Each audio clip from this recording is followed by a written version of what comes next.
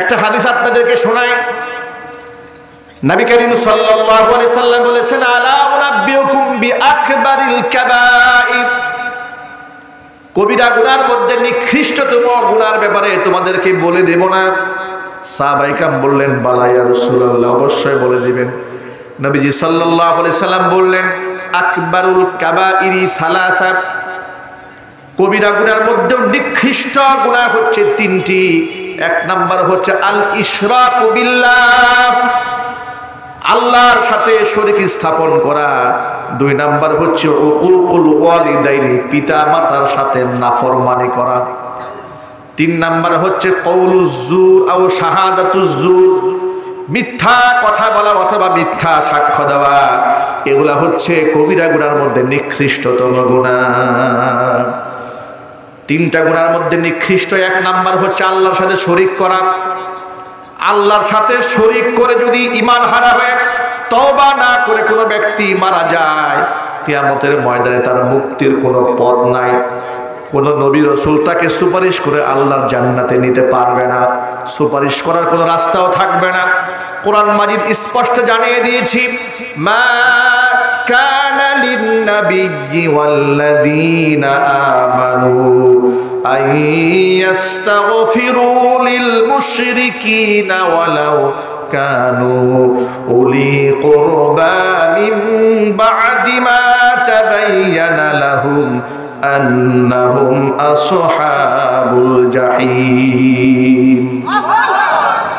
কোন ঈমানদার, মা কানা লিন-নাবিয়্যি, কোন নবীর অধিকার নাই, ওয়াল্লাযীনা আমানু, কোন ঈমানদারদের সুযোগ হবে না, আইয়াস্তাগফিরু লিল মুশরিকিন, কোন মুশরিকের জন্য আমি আল্লাহর কাছে মাগফিরাত কামনা করবে।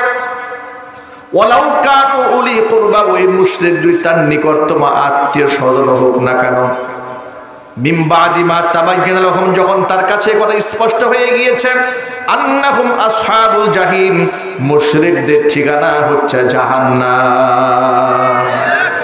মুশরিকদের ঠিকানা কি? আমি একটু জোরে বলুন সবাই। আমাদের দেশের এমপি মন্ত্রীরা বলছে মা দুর্গা ঘটকে চড়ে এসেছে, ঘটকে চড়ে গেছে, এটা নাকি অশুভ আলামত, বিশ্বের মধ্যে অশান্তি আসতেছে, এটা অশুভ আলামত। মন্ত্রী সাহেব বিশ্বাস করে ফেলেছে।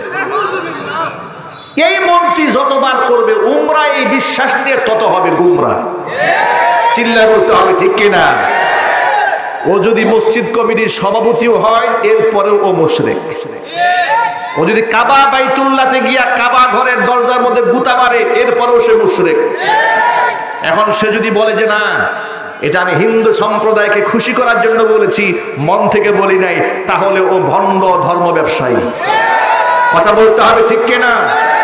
ওরা আলেমদেরকে ধর্ম ব্যবসায়ী বলে গালি দেয়, নির্বাচন আসলে ওরাই আবার আলেমদেরকে পায়ে গিয়ে ধরে। এর দ্বারা প্রমাণ হয় এই দেশের রাম এবং বাম এবং নাস্তিক বেঈমানরাই হচ্ছে বাংলাদেশের সবচেয়ে নিকৃষ্ট ধর্ম ব্যবসায়ী। আলেমরা ধর্ম ব্যবসায়ী নয়। যারা ধর্মের জন্য জীবন দিতে জানে তারা ধর্ম ব্যবসায়ী হয় কি করে? ধর্মের জন্য ফাঁসির মঞ্চে উঠতে পারে, জেল জরিমানা গ্রহণ করতে পারে, তারা ধর্ম ব্যবসায়ী হতে পারে না। চিল্লায় বলুন মুসলমান ঠিক কিনা?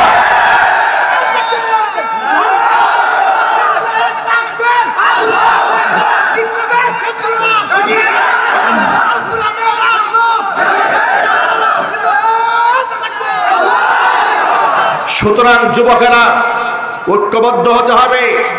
সুদিন সামনে আসবে বাংলাদেশের ইনশাআল্লাহ। আমরা মৌলবাদ বলে অনেক গালি খেয়েছি, জঙ্গিবাদ অনেক শুনেছি, উগ্রবাদ অনেক শুনেছি, আমাদের নামের তালিকাও হয়েছে। এবার তাদের নামের তালিকা হবে বেঈমান মুনাফিক হিসেবে। যুবকরা কি বেঈমানদের তালিকা করে বাংলার জমিনে ঈমানের কালিমা উদ্দিন করতে পারবে?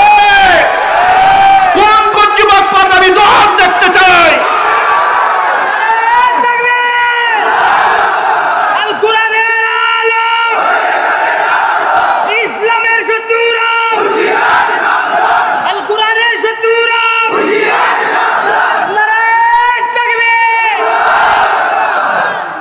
এই জন্য যুবক ভাইদেরকে বলছি, যুবক ভাইয়েরা বিজয় পতাকা যদি ছিনিয়ে আনতে হয় সাহাবায়ে কেরামের পদ্ধতি অবলম্বন করতে হবে, নবীর শেখানো পথে সামনের দিকে এগিয়ে যেতে হবে।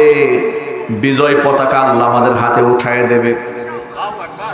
আল্লাহ পাকের ওয়াদা আছে কোরআনে, আল্লাহ বলে দিয়েছেন ওয়ালা তাহিনু ওয়ালা তাহজানু ওয়া আনতুমুল আ'লাউনা ইন কুনতুম মুমিনিন। হীনমন্যতায় ভোগো না, দুঃখিত হইও না, বিজয় তোমাদের হাতে আসবে। শর্ত হলো তোমাদের ইমানদার হয়ে যেতে হবে।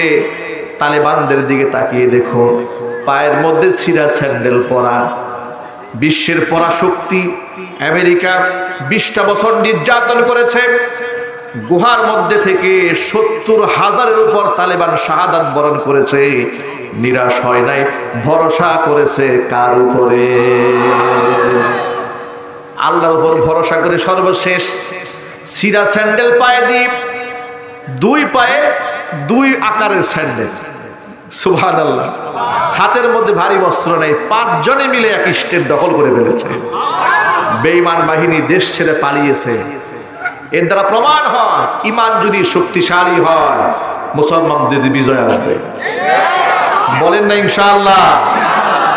তালেবানদের সঠিক কোনো নিউজ টেলিভিশনে প্রচারিত হয় না। আপনারা ইতোমধ্যে শুনতে পেয়েছেন, জ্ঞানীগুণী যারা এসেছেন আপনারা খবর রেখেছেন, তালেবান রাষ্ট্রের আফগানিস্তানের মুদ্রা আমেরিকান ডলারকে ছাড়িয়ে গেছে। ওরা বলেছে তালেবানরা না খায়া মরবে, তোরা তাকায় দেখ, তোদের ডলারের চেয়ে তালেবানদের মুদ্রার দাম আল্লাহ বাড়িয়ে দিয়েছে। মোল্লা মৌলবাদ বলে যাদেরকে গালি দিয়েছিল এই দেশের হলুদ সাংবাদিক এবং বুদ্ধিজীবীরা, তোরা তাকিয়ে দেখ শাহবাগী কলা বিজ্ঞানীরা, আফগানের তালিবানরা সুপার কার বানিয়েছে। আল্লাহু আকবার বলে, আল্লাহু আকবার বলে। আফগানের মোল্লারা সুপার কার বানায়, আমেরিকান পরাশক্তির সাথে লড়াই করে জয়লাভ করে। বাংলাদেশের কলা এবং শাহবাগী বিজ্ঞানীরা ওরা হুতুম পেশা বানায়। কথা বলতে হবে, ঠিক কিনা? এরা পহেলা বৈশাখে মঙ্গল শোভাযাত্রা করে দেশের মধ্যে মুসলমানদের মধ্যে বিভেদ এবং ফাসাদ সৃষ্টি করে দেয়। যুবকেরা আমার তালেবান থেকে শিক্ষা গ্রহণ করেন।